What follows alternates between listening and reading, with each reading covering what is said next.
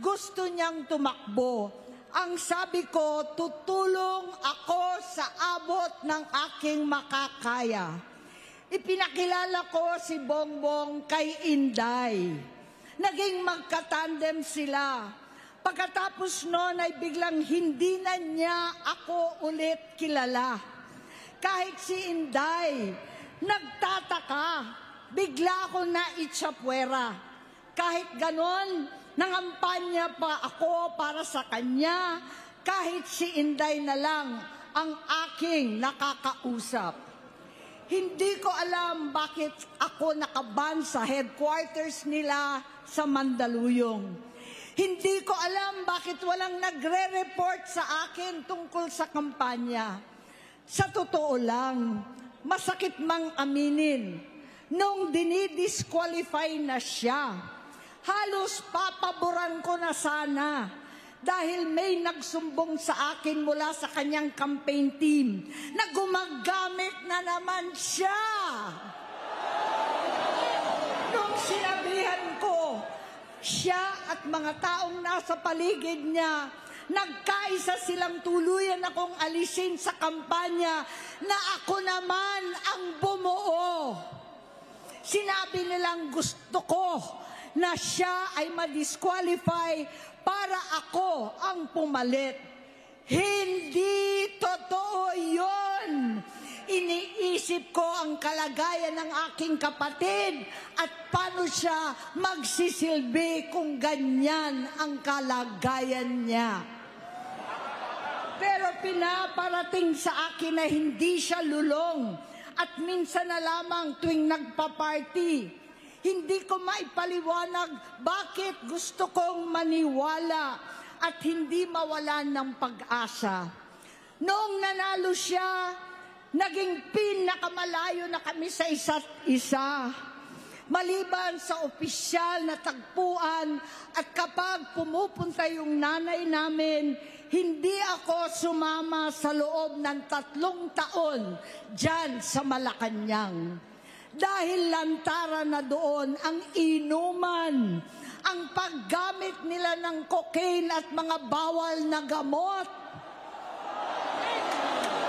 Hindi ba ninyo nakikita, naririnig, kakaiba na siya magsalita.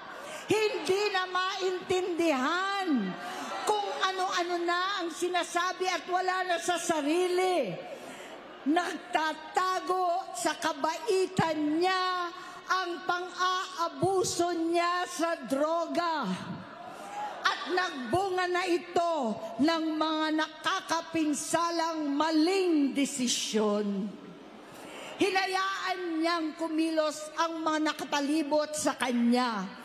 Yung mga umaastang presidente habang nilululong siya ng mga ito. Hindi na kami nagkausap. Sa harap ng publiko, pinipilit kong magmukha kaming maayos. Pero wala na kaming koneksyon. Hindi ko hinihiling na maunawaan ninyo ako, lahat kayo. Sa palagay ko, ang makakaunawa lamang sa akin ay ang mga pamilyang may pinagdaanan sa adiksyon, sa inom, sa sugal, sa alak, sa bisyo, higit sa lahat, sa droga. Pag hindi ko siya nakakasama, buong aking loob na ipasok sa institusyon, ipagamot, iparehab ko na yan. Pero tuwing maghaharap kami noon, hindi kaya ng aking kalooban na gawin yon. Tuwing magsasabi siya sa akin na magbabago na siya, hindi ko siya kayang tiisin. Hindi ko kayang ipagkait sa kanyang pagkakataon at pagbabakasakali, umaasa ako at laging nananalangin na sana, oo nga, nagbago na siya. Hanggang dumating ang 2024 at 2025, yung bisyo niya na ang dahilan ng pagbaha ng korupsyon, kawalang direksyon, at maling-maling mga desisyon. Walang accountability, wala ng hustisya. Hindi na niya alam ang nangyayari. Hindi na pinapaalam sa kanya ang mga pangyayari. Sinamantala ng mga ito ang paggamit niya ng droga. Kinangkam na nila ang kaban ng bayan, habang ang mga dating tumatawag sa amin ng magnanakaw ay nakakita ng pagkakataon sirain ang lahat. Nagagamit na nila si Bongbong para sirain si Inday. Itinutulak pa nila si Bongbong at ang bayan sa bangin para umastang tagapagligtas. Mula sa pagtraidor at pagpapahamak kay VP Inday, sa confidential funds na kung tutuusin ang galing naman sa opisina ng Pangulo, hanggang sa pagpadukot sa dating Pangulong Duterte para itapon na lamang sa ibang bansa. Ang kabaitan ni Bongbong ay naging kalupitan. Garapalan ng pagtatakip sa kanya ng mga nasa Congress, sa Senado, mga miyembro ng kabinete. Kitang-kita na ng taong bayan, wala nang puwang ang kahihiyan. Para bang nauulit ang bangungot ng kasaysayan dinamas namin noon. 68 years old po ang tatay ko nung pinatalsik sa pwesto. 68 years old na rin si Bongbong ngayon. November 17 din, noong 2021, nung nakumbinsi ko si Inday na magbise kay Bongbong. November 18 po, bukas, ang ikatlong araw natin. 9 na taon na nakakaraan, saktong November 18 pa talaga, na pinalibing ni Pangulong Duterte ang tatay ko sa libingan ng mga bayani. Halo-halo na ang aking nararamdaman, pero alam kong ito ang dulo at hangganan ng aking pagtitiis at pananahimik. Hindi na tayo mananahimik. Dahil nalaman kong pati ang mga anak niya ay nagdodroga na.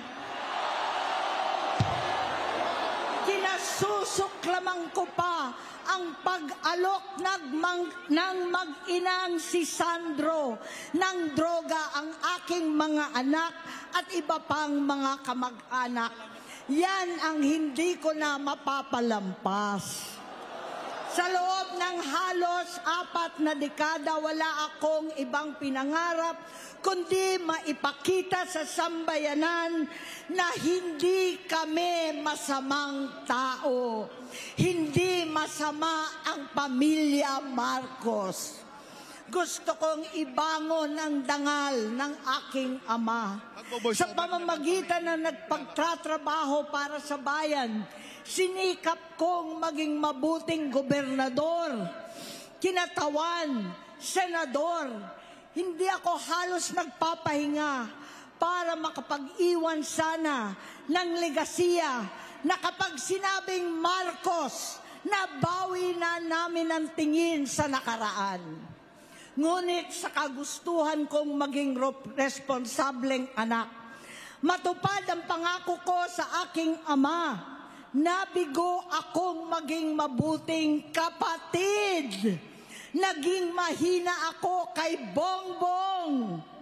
Sa kapulisan at sundalo, sa lahat ng mga leader at tagapagpatupad ng batas, siya ang Pangulo natin ngayon. Sinabi ko kung anong kalagayan niya ngayon. Tulungan niyo akong mapabuti ang kanyang kalagayan. Tulungan niyo akong matulungan siya. Hindi niya ako kalaban. Ang kalaban niya ay ang sarili niya. At nadadamay ang bansa sa laban na yan. Bilang senador at lingkod bayan, batid ko ang mga problema at gaya ng bayan, alam ko rin ano ang solusyon.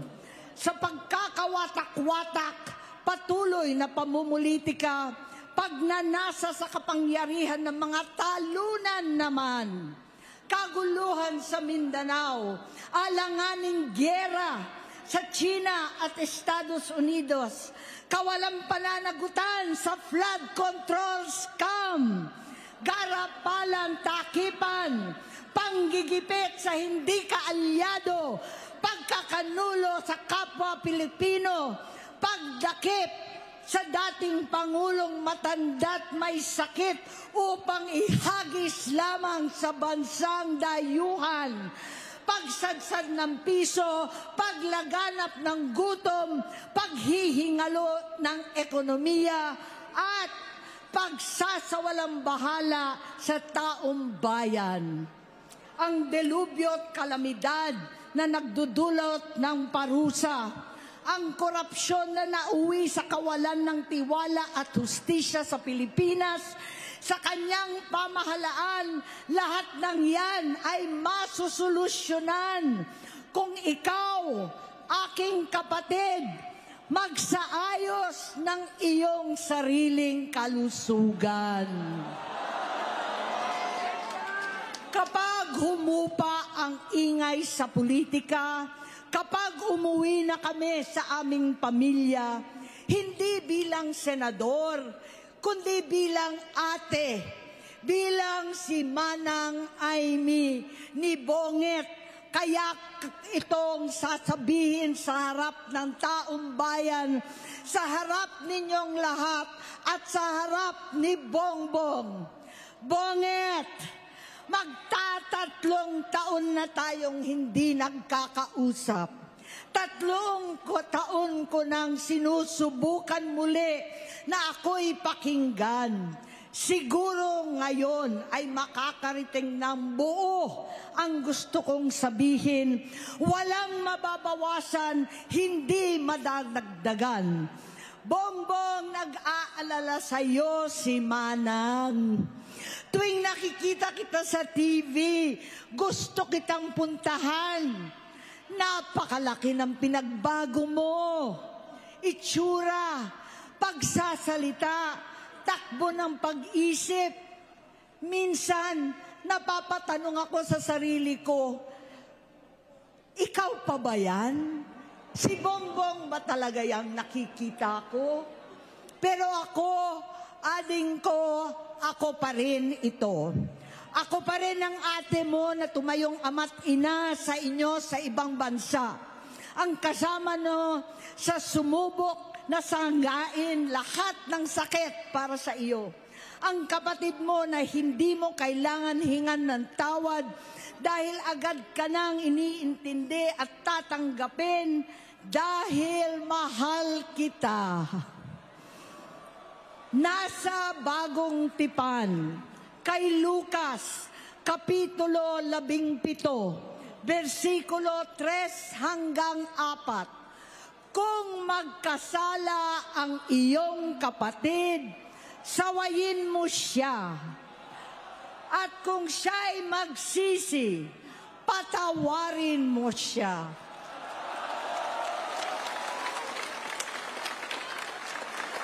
Tama na, ading ko. Tapusin mo na ang paghihirap mo at ng bayan.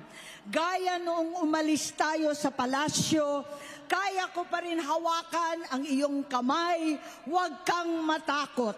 Malaki na ang dulot sa iyo ng droga. Sinisisi ko ang sarili ko dahil hindi ako nakinig sa mga sumbong. Hindi ako nakialam. Hindi ako maniwala, pero hindi pa huli ang lahat. Tama na, ading ko. magpahinga na tayo. Umuwi na tayo. Magpagamot, magpagaling at nangangako ako, hindi ako malilingat, hindi ako magkukulang. Lahat ng kasama mo ngayon, hindi natin kasama sa pinakamadilim na bahagi ng buhay natin. Kasama mo sila ngayon dahil nasa taas ka pa. Ako at ang ating mga tunay na kapatid dito sa Luneta ang kasama mo kahit magdilim ulit ang lahat. Talikuran mo ang iniisip at ibinubulong nilang ambisyon. Unahin na natin ang kalusugan mo dahil sa adiksyon nabigyan mo ng malubhang karamdaman ang buong bansang Pilipino. Matatanda na tayo, sakitan na si Mami, alagaan na lang natin ang isa't isa. Kaliwat kanan man ang panghuhusga sa akin, malinaw sa aking puso na dapat mauna ang Diyos, ang bayan, pamilya at sarili. Hanggang sa mga oras na ito, Bonget, gusto kong malaman mo na hindi kita sinusukuan. Hindi ko kakayanin kung mapapahamak ka. Kaya hinihingi ko na tayo'y umuwi na, mamahinga, alang sa iyong kalusugan. Kaya kung mabigo at mawala sa iyo ang posisyon, pero hindi ko kayang mawala ka sa amin. Ayusin mo ang sarili mo. Magpagamot, alisin ang droga sa iyong sistema. Wala akong ibang gusto, kundi gumaling ka, malampasan natin ito muli. Dahil wala akong ibang hinahangad bilang ate, kundi maging masaya ka, maging ligtas sa panganib, malusog, matagumpay sa buhay. Itama ang mali, labanan ang adiksyon, at ako hindi kailanman aalis sa iyong tabi. Susuporta at hindi titigil manalangin kasama ninyo dito sa Luneta at sa buong mundo. Dahil iyon naman ang tungkulin at ibig sabihin ng salitang kapatid, kapatid, mabuhay kayong magkakapatid. Maraming salamat po, Senator Amy Marcos.